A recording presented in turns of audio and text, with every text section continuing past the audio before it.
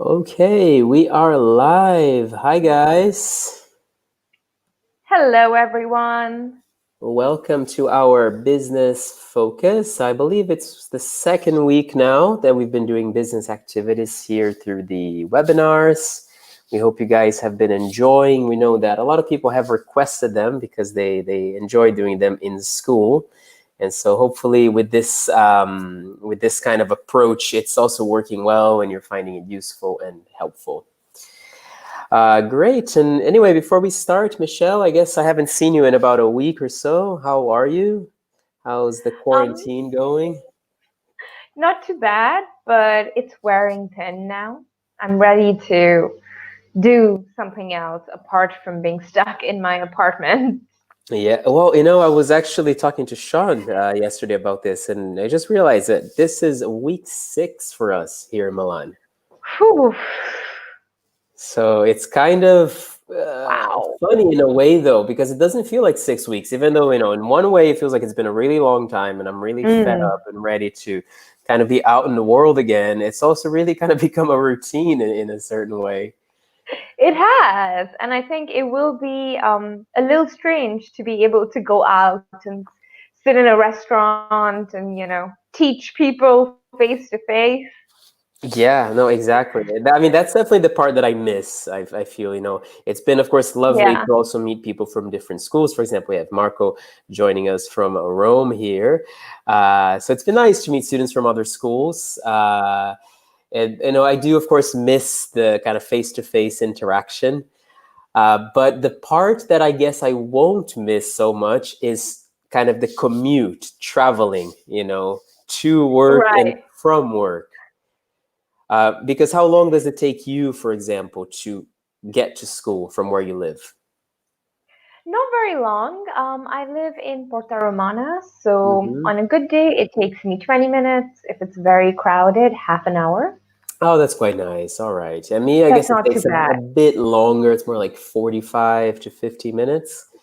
And so, Wow. finishing at 9 but getting home at 10, that's the one Yeah, part I guess I won't miss from once this is over. But of course, I do want this to be over true. as soon as possible. Absolutely. I've started, cooking dinner and being around and having dinner. And usually by the time I come home, I don't cook. I just eat. So that's been nice. Yeah. Just a little time you have to spend at home. But now it hasn't been a little, it's been quite a lot. Yeah, it's been a long time, exactly. But luckily, I think I mean, I haven't checked the numbers today, but I know the last few days it has been a much slower growth rate. So then Hmm. hopefully we'll be, out of this. Even though I kind of get the feeling that things won't really go back to normal anytime soon. Just following politics and what's happening with the EU and Yeah, the rest of the world is just kind of discouraging at the moment. So I've been kind of staying away from too many news articles. yeah, So absolutely. It's a little depressing out there. Even if you look outside Italy, I don't think the new normal is not going to be what the old normal was. mhm. That's what's a bit scary, the fear of the unknown. Yeah, the fear of the unknown, and one thing that I find a bit discouraging is because we do have the unknown, but I'm not seeing a whole lot of proposals. I'm not seeing a whole lot of Mm, visions for kind of like the future and starting over. And I think anytime we're left with a vacuum of power, it's just a recipe for disaster, And I think history has shown that to us many times. So not to be too pessimistic about this, but I really, I hope that, people take the leadership in kind of coming up with idea solutions, because this can also be, I think, a really good opportunity for us to absolutely. address problems that we had before this crisis, to Hmm. look at how we are measuring our economy, why we've been so unprepared, why we haven't been able to answer to it more quickly. Looking at the environmental issues now that we're seeing, like an Hmm. improvement in the air quality, animal life, etc. So in many ways, I think it's an opportunity for reflection. So we'll see which Absolutely. direction we'll take.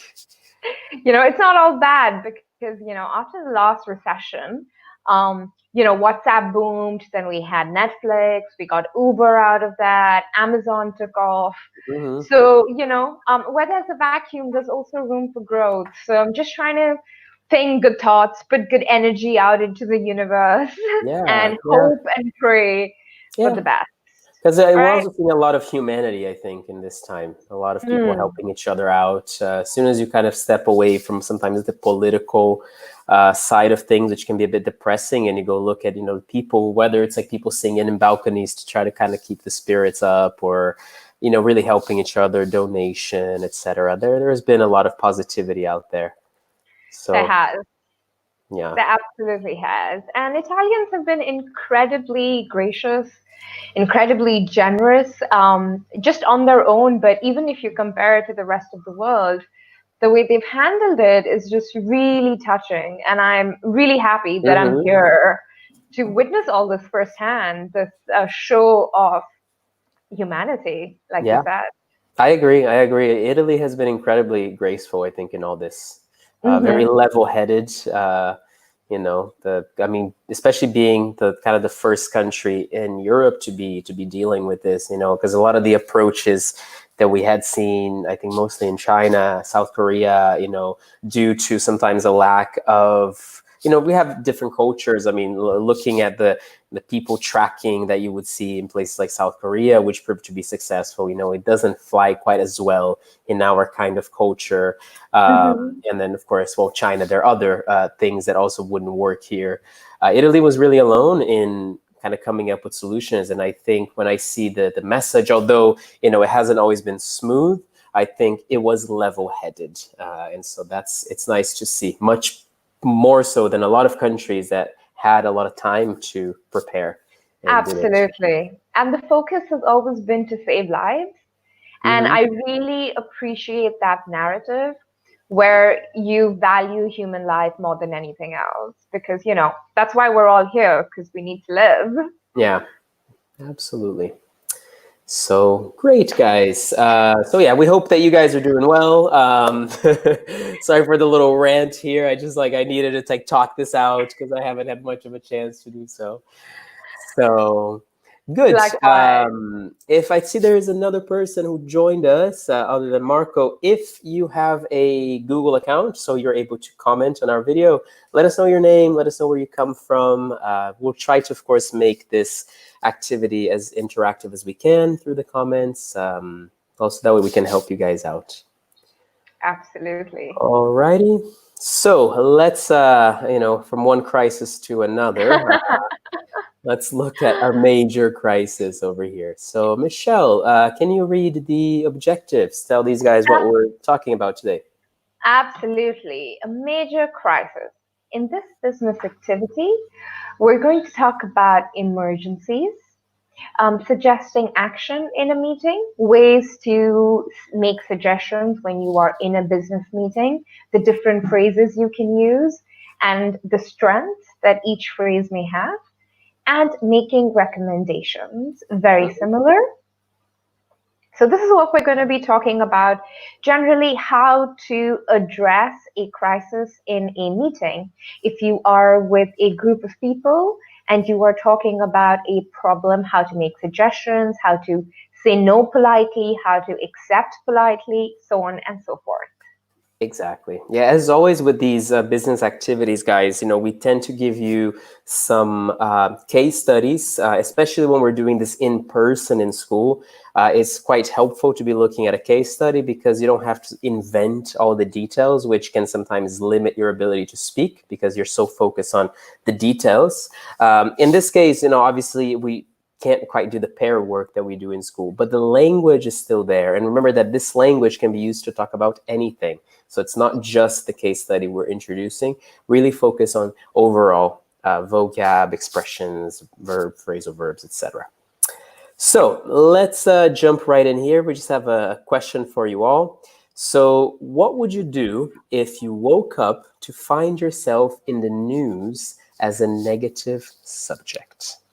So, the kind of Mm. case in which you kind of go viral for maybe you wrote a tweet, and you didn't think it would be a big deal. Maybe it was interpreted the wrong way.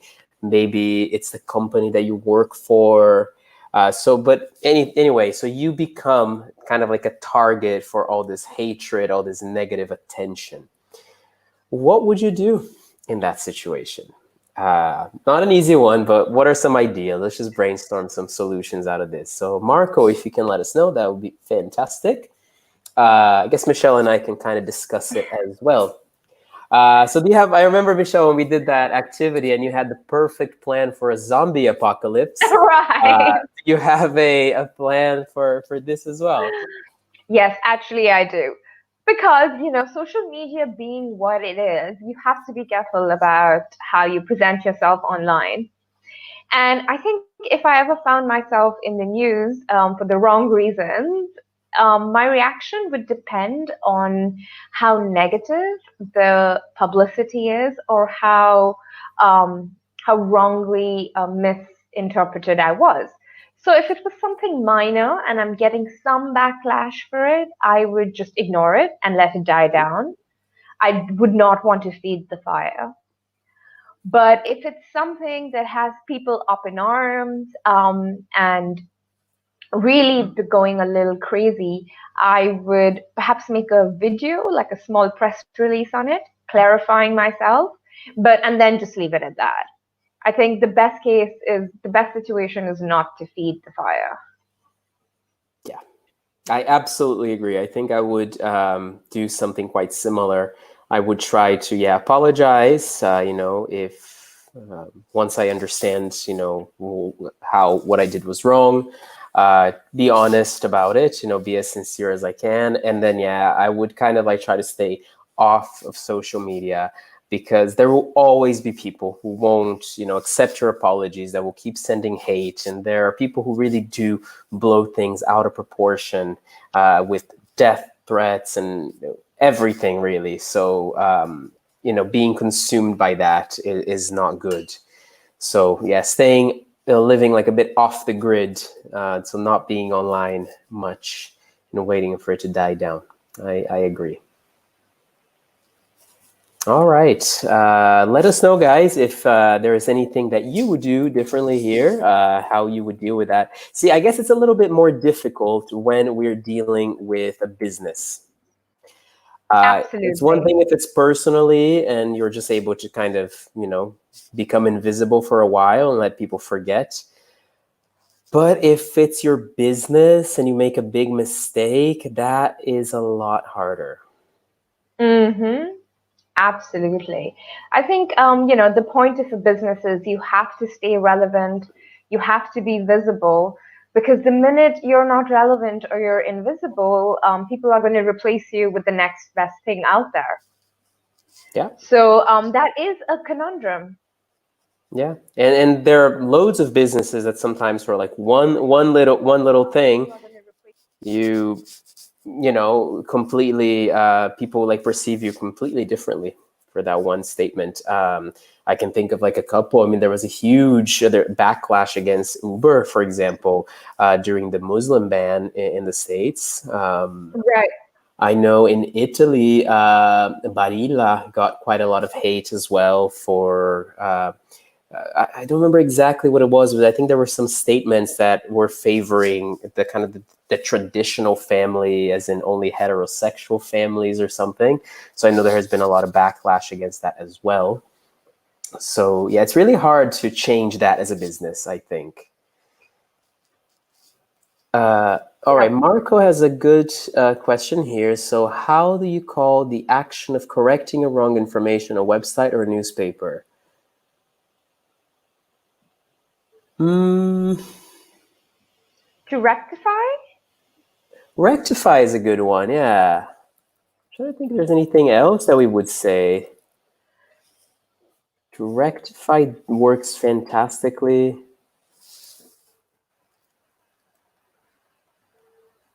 Yeah, that's what I can't think of any other ones. Yeah, you rectify. Mm-hmm. You fix it. You fix the issue, or yeah, something like that. Okay, cool, guys. So we're gonna skip ahead through this one, and we're gonna be looking then at a more specific case study, so something more concrete that we can discuss. Here, Michelle, do you want to maybe read maybe from the beginning until company Sure. towards the end here, and then I'll continue. Hmm. Absolutely. Case study Alpha Apps London. Aaron Wilkins is the eccentric CEO of London based Alpha Apps. He is a dropout of the Massachusetts Institute of Technology and has an excellent reputation in the business. Today, he awoke to find an accusation made by Amber Rose, a competitor app development company. Amber Rose claims, oh, there we go. Okay, yeah, so Amber Rose claims that Alpha stole significant amounts of code from Amber Rose apps. Aaron knows this is a complete lie, but must prepare a strategy to defend his company and protect his business. So yeah, pretty tricky one. So let's maybe see if there's anything, any vocab here, and then we'll discuss it, and you guys can give us your opinion. So maybe a dropout is a good one. So if you are a Mhm. dropout, it means that you didn't finish your studies. So there are lots of CEOs, that are dropouts. So they just had an idea, or their business kind of took off while they were studying, and they just felt like they didn't really have to study because they had an idea, they had something concrete to hold on to.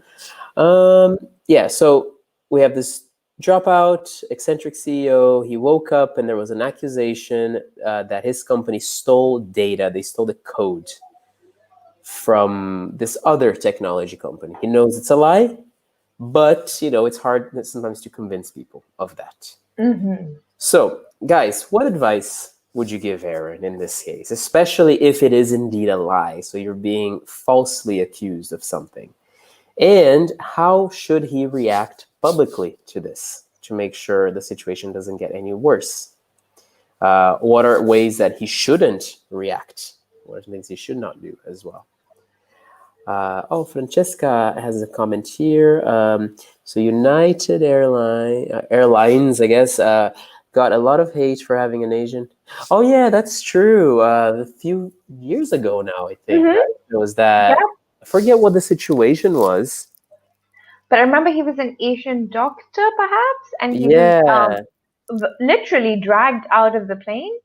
because I guess they had sold all the seats and they were trying to get someone else on board, and I guess he Hmm. paid the least or something, and that's why they were.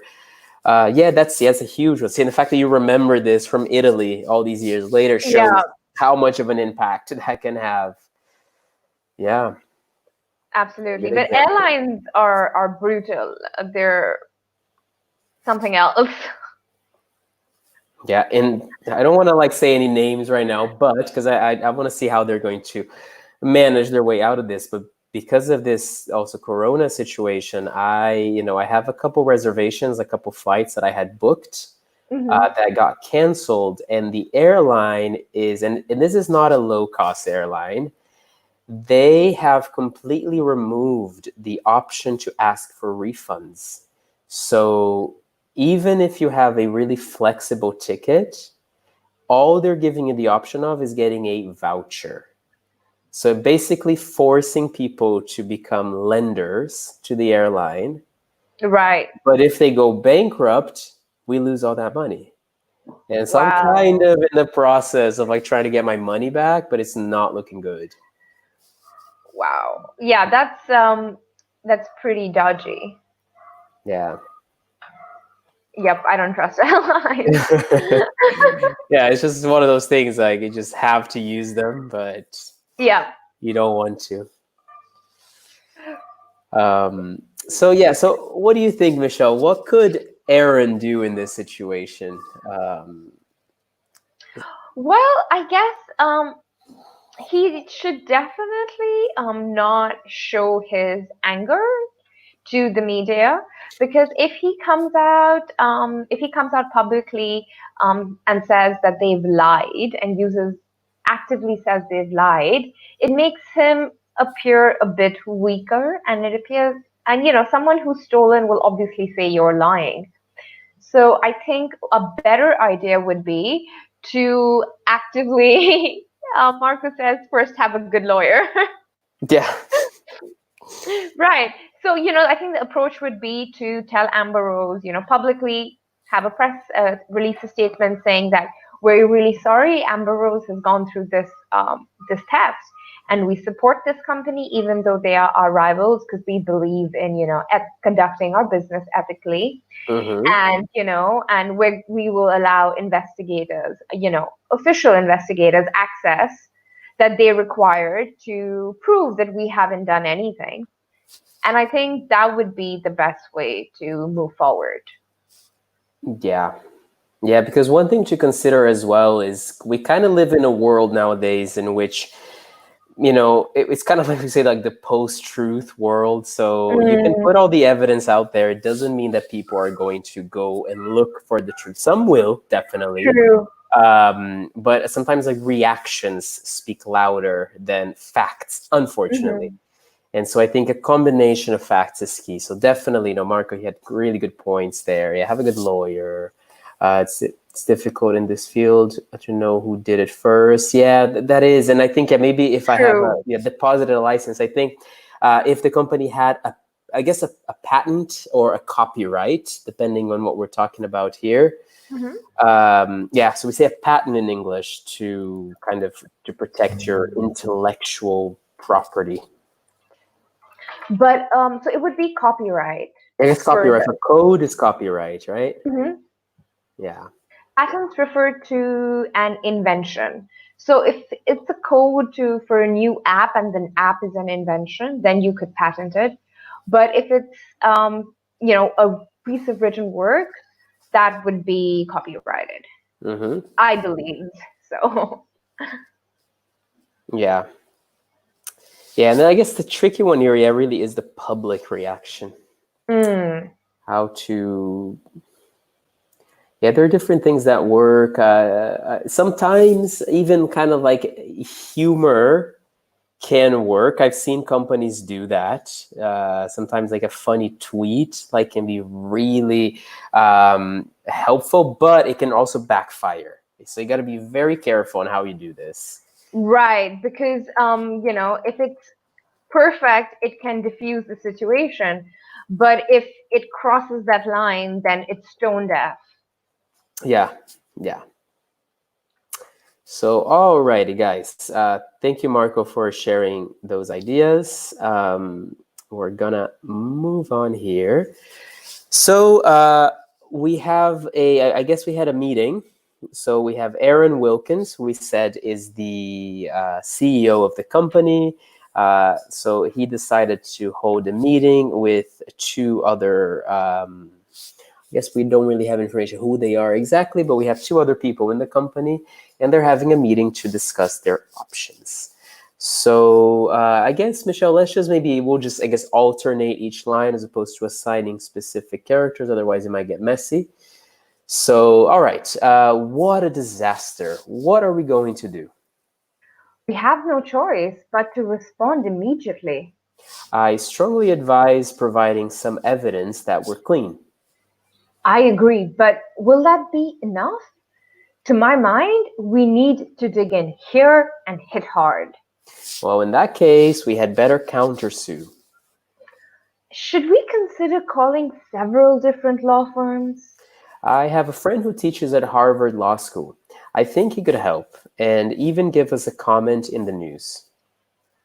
Surely it makes sense to avoid conflict of interest, doesn't it? Yeah, suppose you're right. Is it really worth the risk? Whose side are you two on? There's really no other option. Amber Rose will destroy you if you get this wrong. Mm. So yeah, so before we focus on the language, guys, because we're going to be looking especially at giving suggestions, expressing opinions on the matter, there are some maybe vocab here that could be worth going through. Marco, let us know if there's anything in particular. One that comes to mind is to sue or to countersue. So if you sue someone or a company, you basically take them to court. So it's to take legal action against someone or also a company. So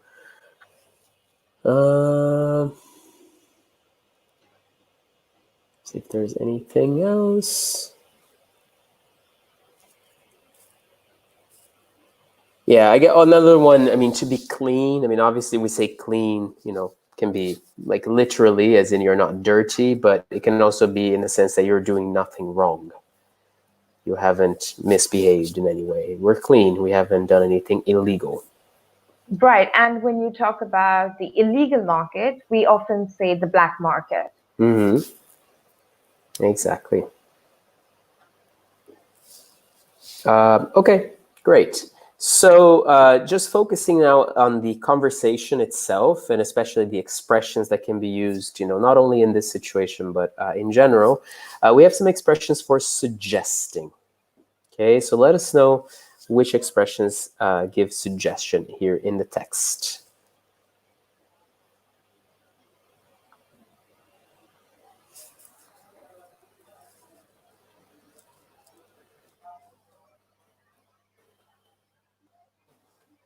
We have a phrase here to dig in, Mm-hmm. right? Would you refer to this as a phrasal verb? Yes, definitely. Yeah, because dig is quite physical. Yeah, to dig, Mm-hmm. you can dig a hole, as in if you want to make a hole on the ground, you have to dig. So I suppose, yeah, in this case here, to dig in is to really kind of go in depth. So really look deeply into the situation. So yeah. And I also think that when we use the phrase dig in, we also use it to as the imperative to tell someone to start eating their food if it's really Yeah, good, right? Let's dig in, guys. Let's like dive exactly. into that. Yeah. Cool. All right, we have a few already coming Mm-hmm. here. So Francesca said, "We have no choice but," yeah, which Marco also said. Yeah, I think that is the first one. Good.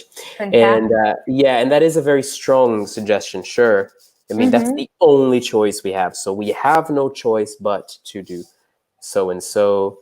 Um, then, yeah, Francesca, good job here. I strongly advise. That's another Mm-hmm. one. I strongly advise. That's also quite strong, of course. Um, yeah, Marco, this is like a question, sort of a question, but also kind of making a suggestion. We kind of talked about this last week when we did a similar business, as in how in English we tend to be quite polite when we make suggestions. So sometimes, see, should we consider doing this? Like, technically speaking, you're asking a question, but at the same time, you're kind of giving a suggestion without being so adamant, so Direct. self-assured, direct about it. Yeah. So good, good. Also, this one, Fantastic. To My Mind, which Francesca also had. Great, guys. Marga I says, I suppose. suppose. Uh-huh. And another good one here is We Had Better Mm. is a good one. Now, had better, technically speaking, we call that that's called a semi-modal. And we usually use had better.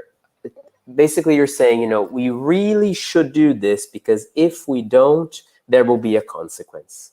So when we say we should, it's a bit lighter. But we had better, you're saying there's a consequence if we don't. Nice.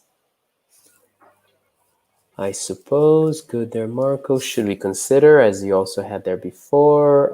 And another one could be down here. We have surely it makes sense to. So this one's a little lighter. See, again, you're kind of like asking a question, sort of. In this case, you have a tag question there. Um, Another question.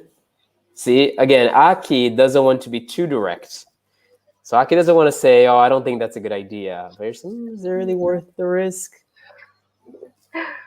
Absolutely. And in the first line, he says, I suppose you're right. So he does agree with them. And then Hmm. he backtracks and he says, are you sure about this? Yeah, cool. Yeah, nice guys. Okay. So if we look at at this conversation again, so what are the specific suggestions that are made then? So using your own words, what are some ideas that have come up in this conversation? Some of them is what we mentioned before, but so let us know, Marco, Francesca, anyone else watching, what the suggestions were.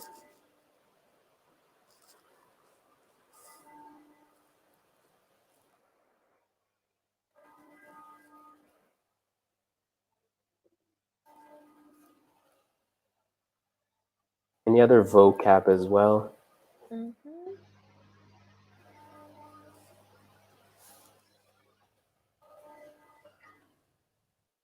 Mm, conflict of interest, perhaps?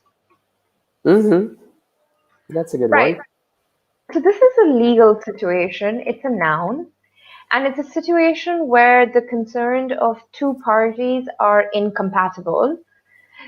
So therefore, they cannot be representing each other. Yeah.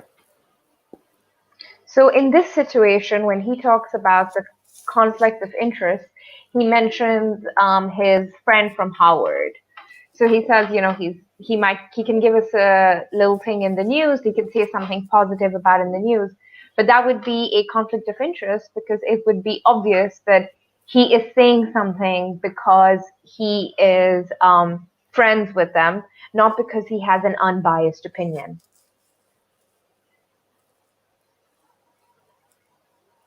Great. All right. We have some answers here. Let's see. Hmm. Francesca says, so don't ignore the problem, respond now. Yeah.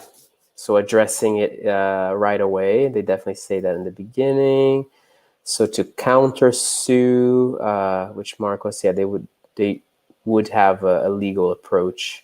Yeah, definitely. I mean, they do talk about the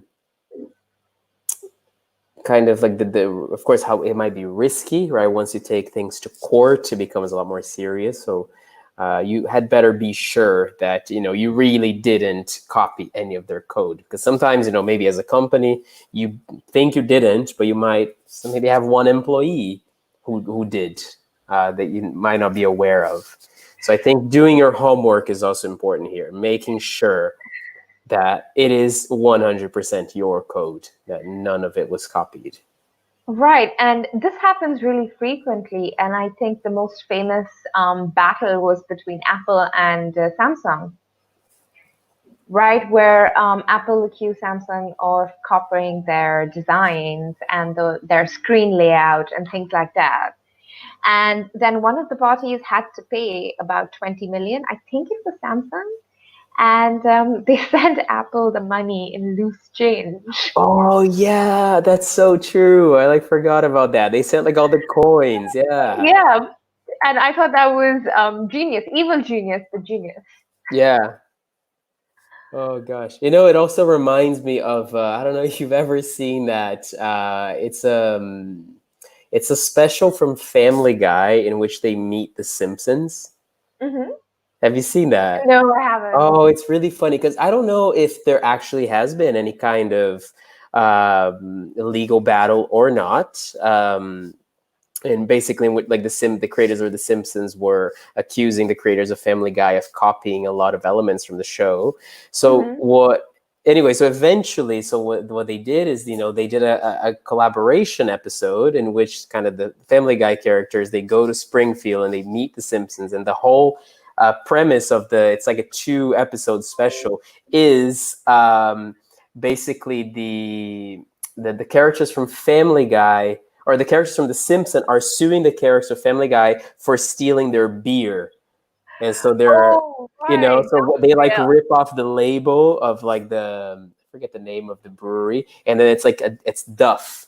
And so then it's kind of like this, yeah, it's like a funny thing because the whole thing that you can tell that they're saying like the Simpsons are suing Family Guy, but they're just talking about the beer specifically. Right. It's an analogy, a very clever Yeah, yeah. metaphor. Uh, Marco wants to know if it was a travel it, time no, travel episode. it was not a time travel episode. It was one in which Peter he starts he comes up with like these really offensive comic pages on the newspaper, and so the whole town like goes crazy, and they want to like kick him out. So they have to leave the town, and so they end up in Springfield. Right. I think it's called The Simpsons Guy or something. That's the I'm name of gonna the. look it up after this class. I kind of want to watch it Yeah, now. I think it's on Netflix actually. All right. Yeah, Thanks. it's really funny. So anyway, guys, so I guess we can maybe move on if everything is clear. But any other questions, let us know. So here we go.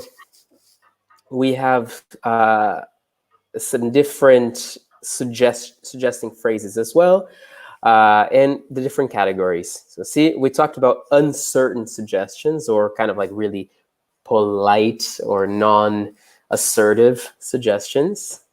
Absolute, offering an opinion or a strong recommendation. Okay, so we can maybe kind of do 1, 2, 3, 4.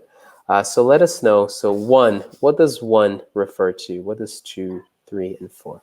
All right, so I guess we can alternate. I'll read 1 and 2. Michelle, you can do 3, 4. Sure. So we have no choice but to. There is only one option, and we absolutely must.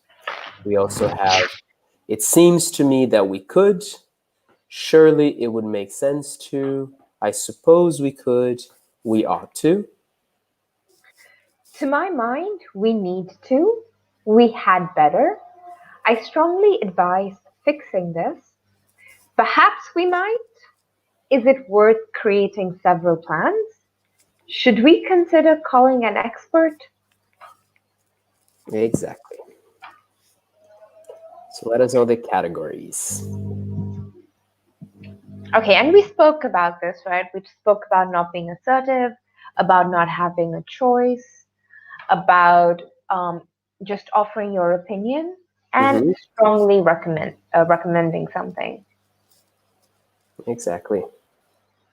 Okay, Francesca, we have an answer already. Number 1 is absolute. That's correct. Absolutely Yeah. correct. Fantastic. Yeah, we even see here, right? Oh, I thought it was going to go one by one. Okay, yes. This is absolute. Good. Okay, number 2, opinion. Number 2, yeah, I suppose that's opinion, right? It seems to Hmm. me that it's kind of like in a certain way, I do feel it's a bit weaker. But yeah, I think opinion, sure. Offering opinion in general. Yeah, and I like the way they're offering their opinion, but it is a suggestion nonetheless, Yeah. right? I suppose we could, according to me, we should. So it's your opinion, you're presenting it as your opinion, but it's actually a suggestion. Mm-hmm.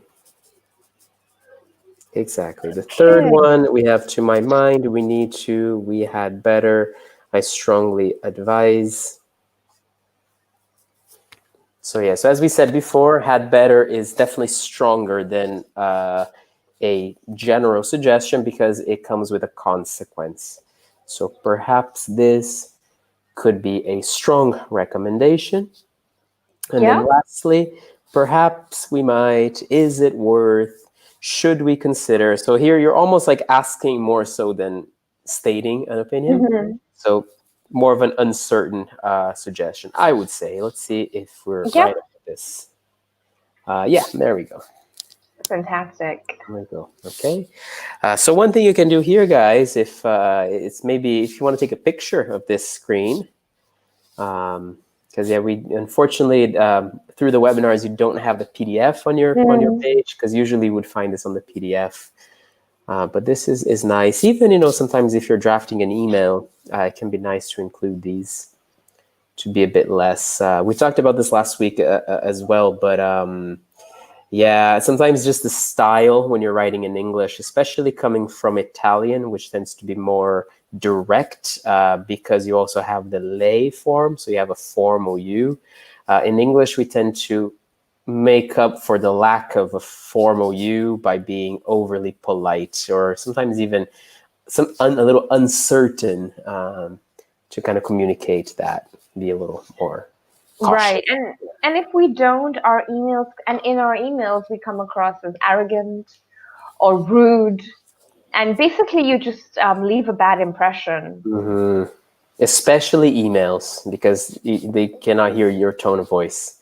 So Absolutely. they only have those words. So mostly for native speakers as well. See, if you're communicating with other foreigners, it might just be easier in a certain way. People know what you mean. You're just more to the point.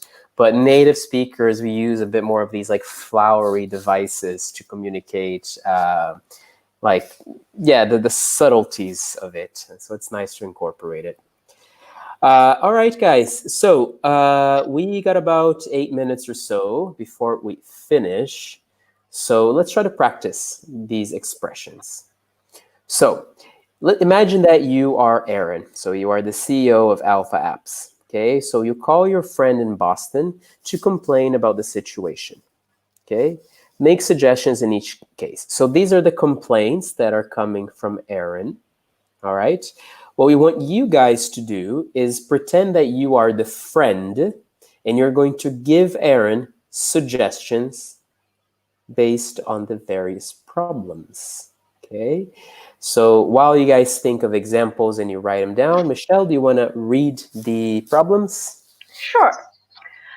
My colleagues suspect that I am guilty. We could lose a big client over this. My girlfriend told me she doesn't trust me.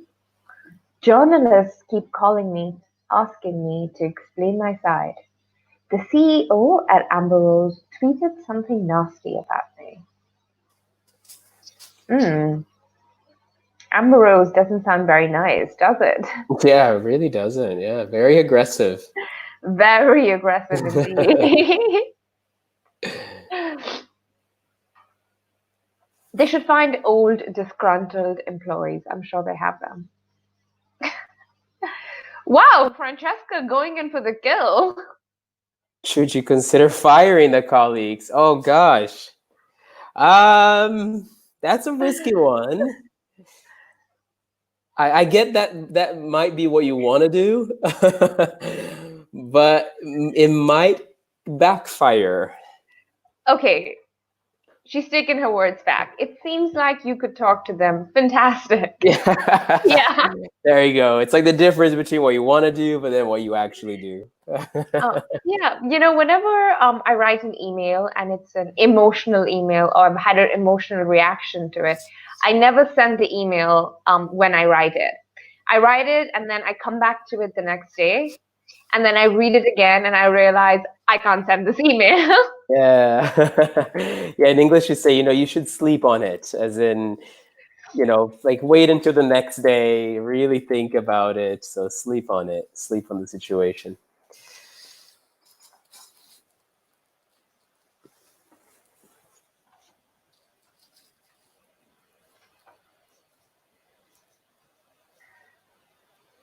Yeah.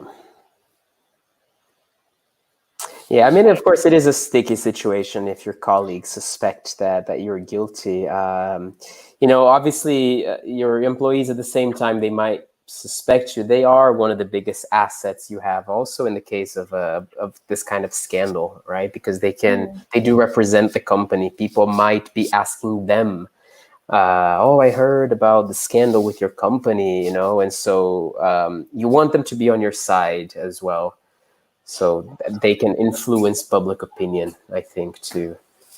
Absolutely. And if this was to go to trial, the colleagues who you won over Mm, would make some great character witnesses.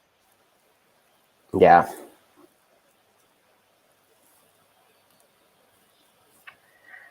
Okay, we could lose a big client over it. What would you do, T?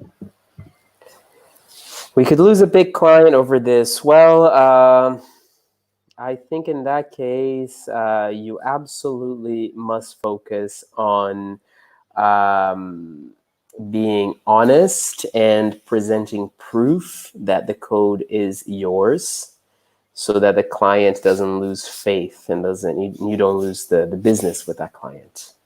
But another option, perhaps you might want to get in touch with them as well to reassure that you're there for them and this is, something that you're working on.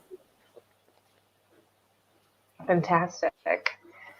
Marco says we ought to give our version to the excuse me, to the journalists.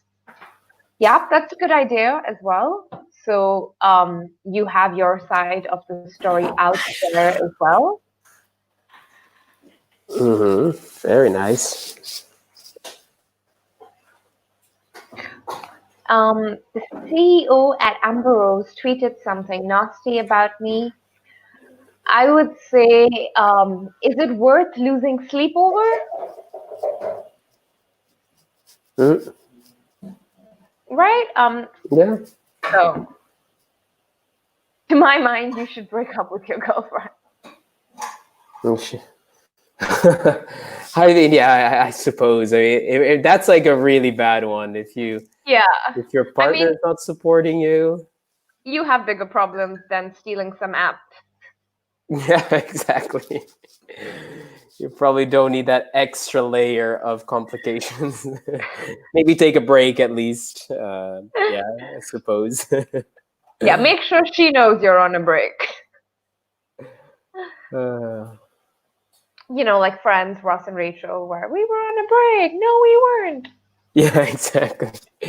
I was watching like a video the other day. It was actually talking about they were going over like the etiquette for like breaking up with people during the quarantine. Like, how do you deal with that? Like, is it Oh, ethical? Because like it's such a rough time and people can't like really talk to their friends. So we were saying like you can't really break up during a quarantine. You got to wait it out.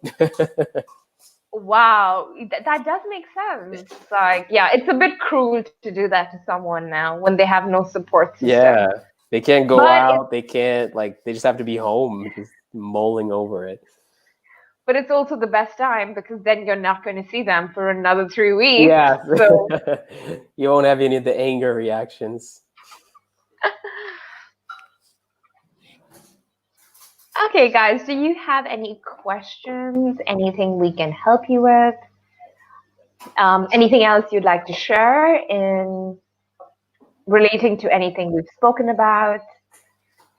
Let us know. Exactly. Oh, we got one more there from Marco. It says we absolutely must assure our clients that we're clean. Yeah, exactly. Fantastic. Yeah, good one you can say here to assure. That's a really good verb. You can also use the verb to reassure. So you can assure and reassure. Reassure is more of the idea of like comforting them. And to assure is to make sure the facts are evident and that your position is clear. Yeah, good one. So, all right, guys. So we're getting to the end here. So we're gonna start wrapping this up. As we said before, the best thing to do here is not to focus on a specific situation. Remember that all of these phrases that you see on the screen there can be used for anything. So try to incorporate them into your speech. It might be easier to start with emails until you get comfortable with it. If at your job you don't really have an opportunity to give feedback or offer suggestions in English, one way you can do this is just by practicing at home.